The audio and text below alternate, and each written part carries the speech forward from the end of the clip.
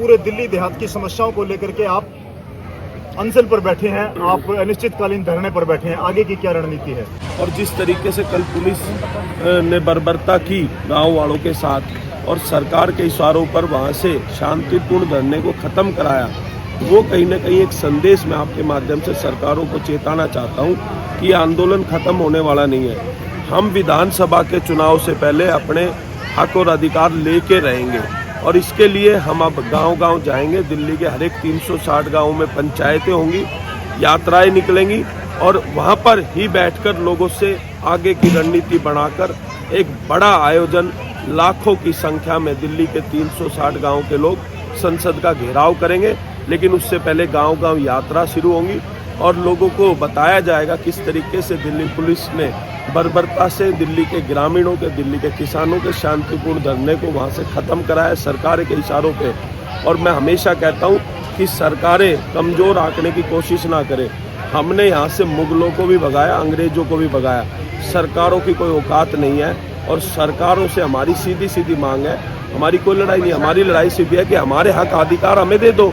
उसमें अगर हमारे बीच में कोई रोड़ा बनेगा तो उसको हम हिसाब किताब अच्छे से करें। देखिए, जो इस तरह के कार्यक्रम होते हैं, मैं हमेशा कहता हूँ ये कहीं ना कहीं हमारी संस्कृति और परंपराओं के साथ साथ जो समाज में बुराइयां फैल रही है, समाज में त्रुटियां हो रही हैं या समाज में कोई पीड़ा है, उसमें एकजुट होकर संदेश लेने का काम करती है। और आज सबसे बड़ी पीड़ा दिल्ली के 360 गाँव में है कि उनको स्लम बना के छोड़ दिया।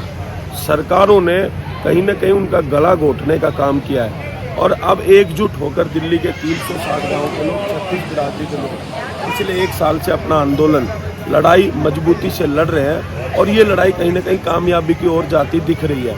पिछले 1 साल में हमने 5-6 मांगों को सरकारों से मनवाया, लेकिन हमने पहले दिन से ये साफ कर दिया था कि जब तक हमारी सभी समस्याओं का समाधान नहीं हो जाता, हमारा आंदोलन जारी रहेगा।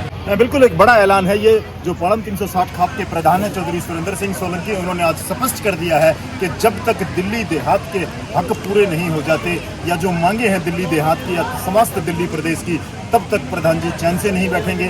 गांव-गांव जाया जाएगा और दिल्ली विधानसभा चुनाव से पहले सरकारों को ये मांगे माननी पड़ेगी, वरना वो गांव में जाकर के जो रणनीति तय होगी उसके अनुसार जो घेराव की बात आएगी या आगे वो बड़े आंदोलन की बात आएगी, उसके लिए पालम 360 हमेशा तैयार रहेगी।